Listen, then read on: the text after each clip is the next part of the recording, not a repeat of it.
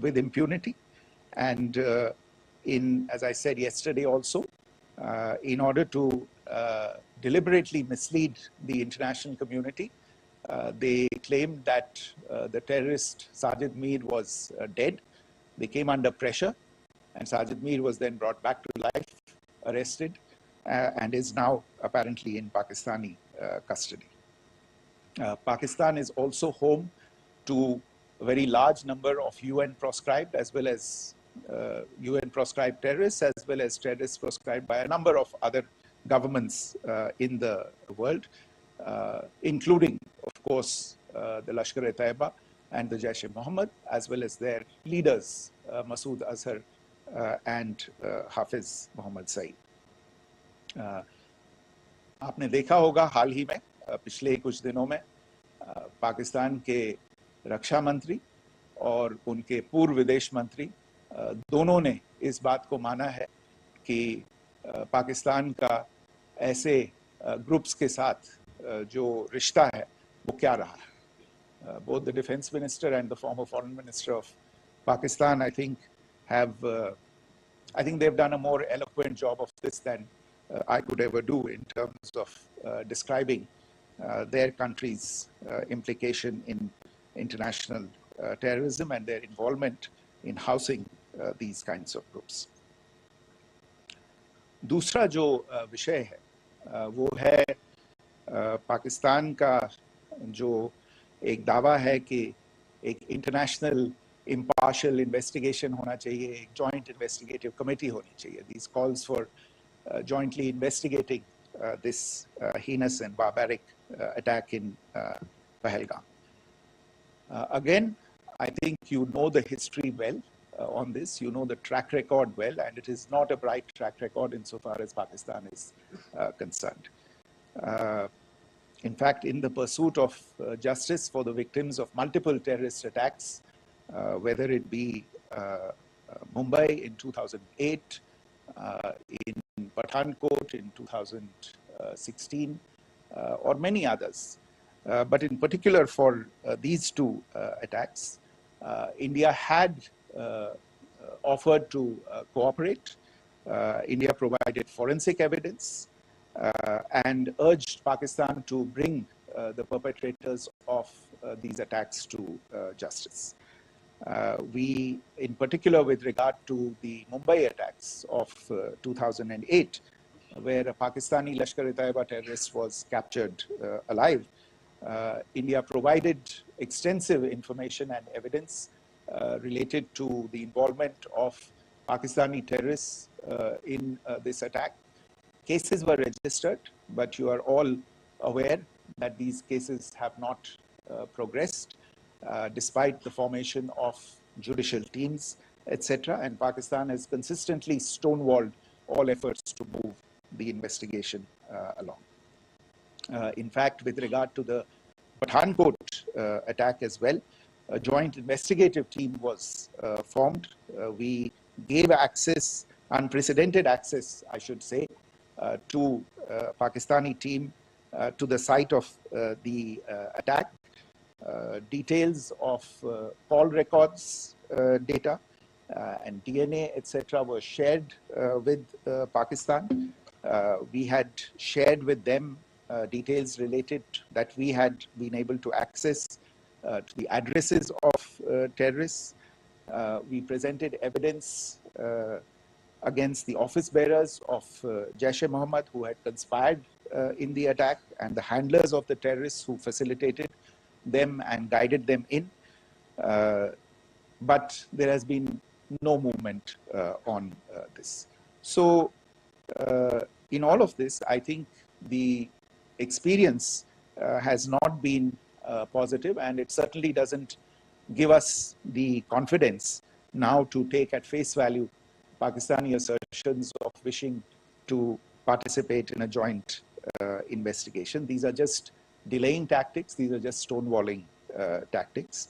And in fact, there is reason to believe. A third point that I wanted to address was the claim that only civilians were killed in the strikes on the 7th of May. We have made the point very clearly that all attacks on the morning of 7th May were against carefully selected terrorist infrastructure, terrorist targets. It is not clear to us, in fact, seeing some of the coverage of the after effects of these strikes, including the funerals for the terrorists that were held yesterday. I think a lot of you have seen the reports and the coverage on media. If only civilians, if any civilians were killed in these attacks, I wonder what message this picture actually sends to all of you. This is a question that is worth asking. It's also odd that the funerals of civilians are carried out with the coffins being draped in Pakistani flags and state honors being accorded. As far as we are concerned, the individuals eliminated at these facilities were terrorists.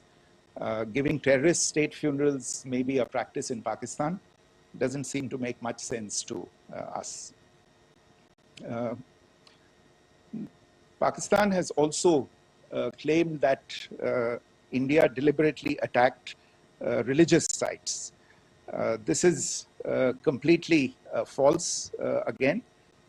I have made it clear that the targets were terrorist infrastructure, terrorist facilities, and locations connected clearly with incidents of cross-border terrorism into India. And it is in fact Pakistan that is misusing religious sites as a cover to in fact radicalize, direct, and indoctrinate and train terrorists. In fact, contrary to what Pakistan is claiming, yesterday Pakistan launched a targeted attack on the Sikh community in the state of Jammu and Kashmir, hitting Gurdwara in Poonch and the homes of Sikh community members, which came under attack. And we know that at least 3 individuals were killed in that particular attack. Pakistan is also making attempts to, in fact, just to add to this point, the retaliatory action that Pakistan has taken, in fact, is impacting civilians. I showed you the picture of the Gurdwara and the Sikh community members who were killed in this.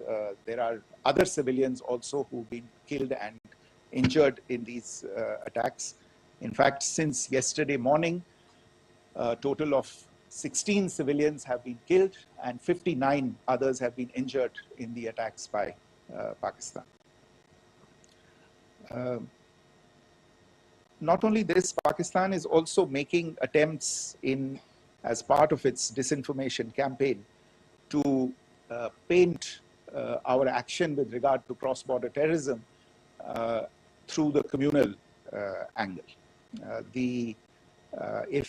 If that is the issue, then I think I can do no better than to cite or point you in the direction of the Pakistan Army Chief's speech of 16 April 2025. I think that is the last word in communal rhetoric. And in the Pahalgam attack itself, you are aware of the kind of religious profiling that was done there. And perhaps there is a linkage between these two events. I can only say that these nefarious designs will not be allowed to succeed in India.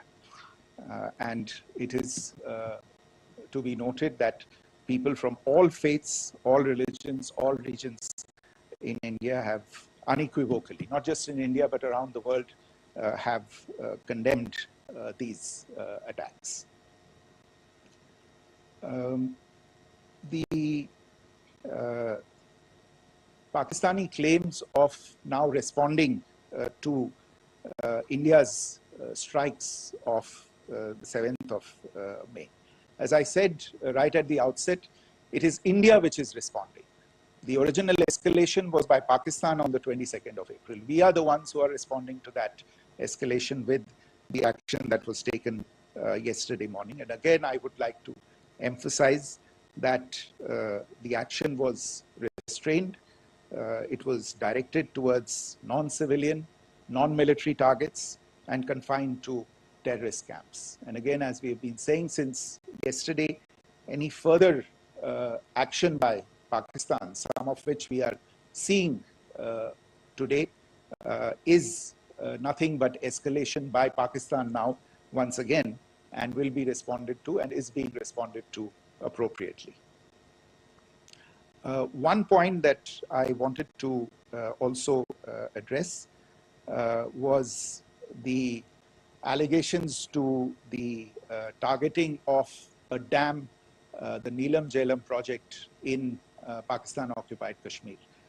I want to say that this is an absolute and complete fabrication and a blatant lie. India has targeted only and only terrorist infrastructure, and the details of that, that terrorist infrastructure, together with the locations, were shared with you yesterday by Colonel Qureshi and Wing Commander Singh. I should note that if this kind of claim is a pretext for targeting Indian infrastructure of a similar nature, Pakistan will be entirely responsible for the consequences that will undoubtedly follow. Finally, I want to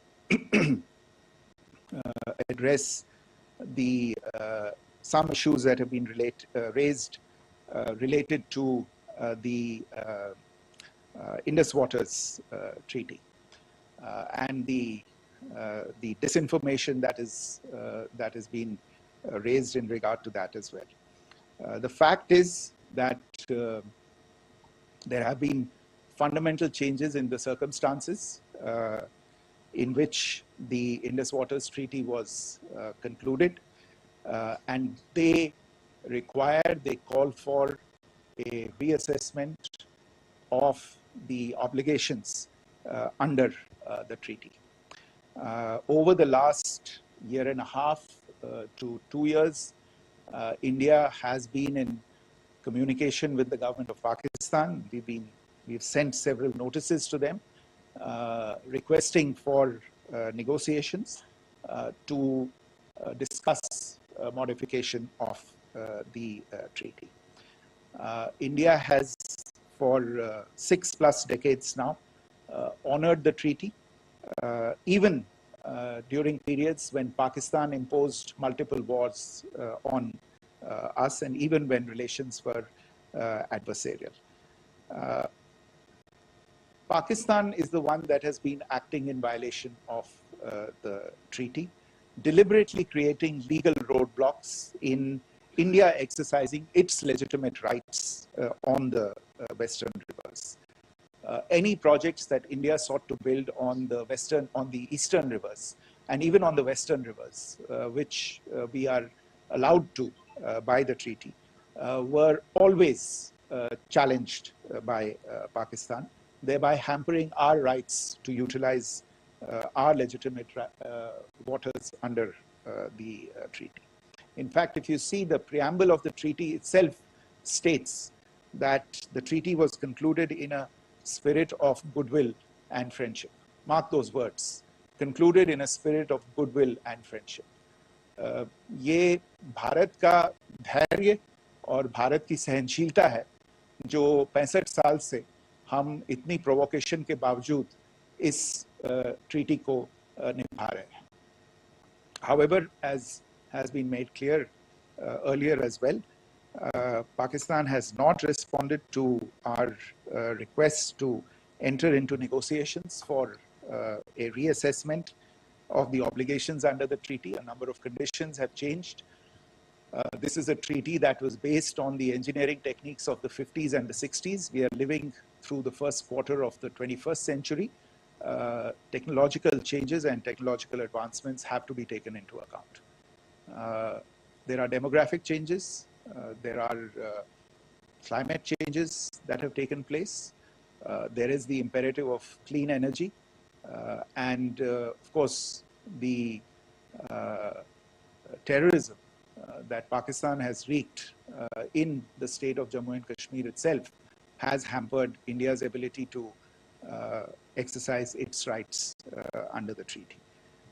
Pakistan's persistent refusal to respond to our request to enter into government-to-government negotiations on the modification of the treaty is, in a sense, itself a violation of the treaty. And therefore, India has taken the step of putting the treaty in abeyance until Pakistan abjures irrevocably its support for cross-border terrorism. Maybe I'll stop there. I mentioned earlier yesterday as well that this is an evolving situation. I would therefore ask all of you to be considerate and restrained. It will not be possible for us or my colleagues from the armed forces to share operational details at this point in time. Beyond that, if you have any questions, may I have time for only a few, and I'll try to answer those questions. Okay, I give the floor to Rishabh. On Secretary, good evening. This is Rishabh from Times Now. I just wanted to understand, as per the press release that has been released earlier today, it says that we have successfully hit at the air defense of Lahore. Does it give our forces a better chances if in case of further escalation? And are there other air defense places as well at strategic location that were targeted? Rishabh, you are violating the first rule that I set out at the end of my remarks. The press release that has been issued by the Ministry of Defense today speaks for itself. It is related to operational matters. It's been released by the Ministry of Defense. As more information becomes available, it will be released at the appropriate time. Once again, please don't go into operational details at this point in time, because this is a constantly evolving situation. Yeah, go ahead. Foreign Secretary Smita Sharma, just wanted to ask, the Pakistani Minister Ishaq Dar in an interview has claimed that the national security advisors of India and Pakistan have spoken to each other. If you could confirm or deny, and is complete severance of diplomatic ties with Pakistan also on the table? I have no information with regard to contacts between the two national security advisors. Insofar as diplomatic relations are concerned, you've seen the steps that were announced in response to the following the meeting of the Cabinet Committee on Security on the 23rd of April. There are no further steps that are under consideration at this moment in time. Here, go ahead. Foreign secretary, मेरा नाम मनीष है, मैं TV9 Bharatvarsh से हूं, और आपने खुद ही बताया कि कितना मिस इन्फॉर्मेशन क्रॉस बॉर्डर से आ रहा है, बल्कि ऐसा लग रहा है जैसे पाकिस्तान के प्राइम मिनिस्टर और डिफेंस मिनिस्टर तक भी प्रोपेगेंडा करने में मिस इन्फॉर्मेशन में आ गए हैं। वो कई बार तो ये तक दावा करते हैं कि हम 3 राफेल हमने गिरा दिया, इतने हमने मिग गिरा दिए, और जब उनसे पूछा जाता है तो वो कहते हैं कि सोशल मीडिया में हमने ये सब चीज़ें देखी थी।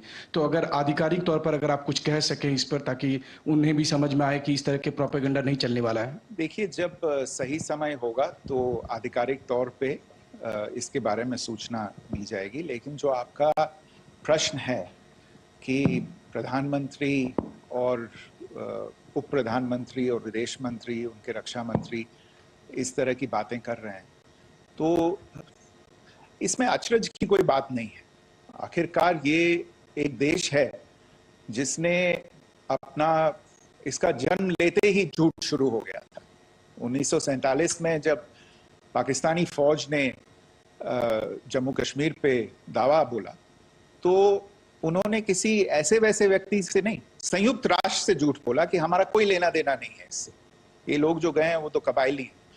वो तो जब हमारी फौज वहां पे पहुंची और यूएन के लोग, संयुक्त राष्ट्र के लोग खुद वहां पे पहुंचे, उन्होंने देखा कि वहां तो पाकिस्तानी फौज घुसपैठ करके आ गई है, उसके बाद पाकिस्तान को मुंह की देखनी पड़ी और उनको मानना पड़ा कि हाँ उनकी फौज वहां पे कुछ समय से पड़ी हुई है।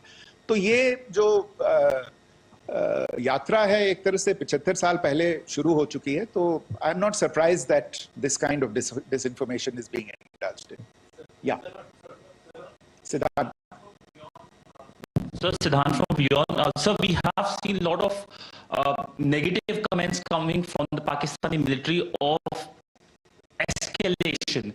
If tomorrow there is an escalation, there are strikes, we know one attempt has been thwarted, what will be the Indian response to those attempts of creating more escalation? Because it is looking like it's going towards more escalation. And my second question is, are any other world powers, essentially the P5 countries, the West Asian countries, reaching out to de-escalate the current situation? Look, on escalation, we've already made our stance clear. I mean, there are two basic points. First of all, it is Pakistan that escalated on the 22nd of April. We are only responding to that escalation. And then what we have said yesterday and what my colleagues have said today, that now if there is an attempt at further escalation by Pakistan, it will be responded to in an appropriate domain. And therefore, the choice is entirely that of Pakistan to make. As to your second question, I don't think I can do better than to point you in the direction of the statements that are being made from practically every chancellery in the world and the sentiment that they are carrying. That sentiment, essentially, and for the major portion, is support for the government of India in the context of the condemnation of the terrorist attack in Pahलगाम on the 22nd of April. There is wide recognition of the government of India's right to respond to these attacks in self-defense, and of course, a desire to ensure that there is not further escalation. I think these statements speak for themselves. Yeah. There. Sir, this is Mosami from India Today. Now, in the all-party meeting, we have learned that the defense minister has said that, in the operation Sindoor, almost 100 terrorists were killed. Would we have any details about what is the number like, and also about if there were any big faces, masterminds, terrorist masterminds who were in fact killed? There is also a report that Masood Azhar's family's 10 members have been killed, and Rauf Asghar, who was actually the mastermind of Pulwama, he's also been badly, severely injured. I don't have information at this point in time to share with you on these issues. But as I said, I think, there is so much information out there on television, in the news media, in social media, that it sometimes looks like a long time has passed since this. Please understand that slightly over 36 hours only have passed since this operation was undertaken.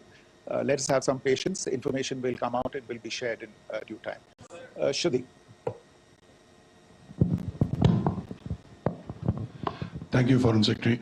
Shruti Ranjan from Bloomberg. Sir, could you give us any understanding whether India has moved the IMF or the World Bank to kind of, sensitize them about the the bailout that Pakistan has, and the kind of stuff that the Pakistan government is doing? Look, we have an executive director at the IMF. Tomorrow there is a meeting of the board of the IMF, and I'm sure that our executive director will put forward India's position. The decisions of the board are a different matter. You know the process through which they are made. But I think the case with regard to Pakistan should be self-evident to those people who generously open their pockets to bail out this country. And since you are from Bloomberg, I think you would have the data on how many IMF bailout programs have been, very good, thank you, have been sanctioned in the space of the last 3 decades. And I think you would also have an idea of how many of those programs have actually reached successful conclusion. Probably not many. So I think this is a decision that board members have to take by looking deep within themselves and looking at the facts. So we can, one last question, sir. Yeah. One last question. Foreign Secretary, I'm Siddhant from CNN News 18. I would like to know, since it's an opportunity to speak to you, I would like to know the response coming from United States since last 3 weeks. Saudi Arabia, Qatar. In fact, Prime Minister Modi spoke to Qatar before the strikes that evening.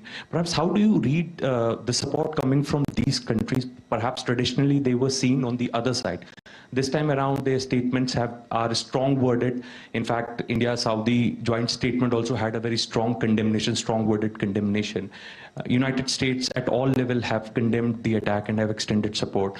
In fact, Saudi Deputy Foreign Minister is in India. He just met EMS Jaishankar. Also, if you could shed some light on his visit, his meeting with EMS Jaishankar. In fact, we have also been told that he met Prime Minister Modi. Thank you. Look, all the countries that you named and many others, we have been in touch with them. The Prime Minister has spoken to a large number of world leaders. A large number of world leaders have called him, as have called the External Affairs Minister. As we speak, there are conversations going on today as well with world leaders. And your assessment or conclusion of the general tenor of these messages is very much on point.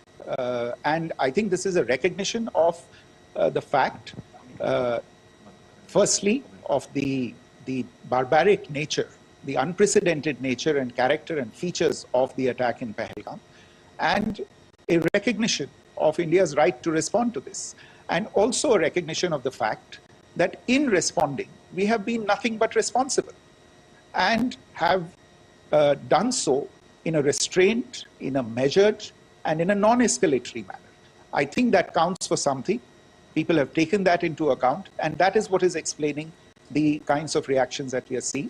And we appreciate the sentiments and the statements that have been made by the vast majority of world leaders. Yes, the Saudi Minister of State for Foreign Affairs is in Delhi. He had a meeting with the External Affairs Minister earlier today. I don't have further details at this moment, but if there are details, the ministry will share them at some point with you. Thank you. I think that's all we have time for today. We'll join you again soon. Thank you all. Thank you.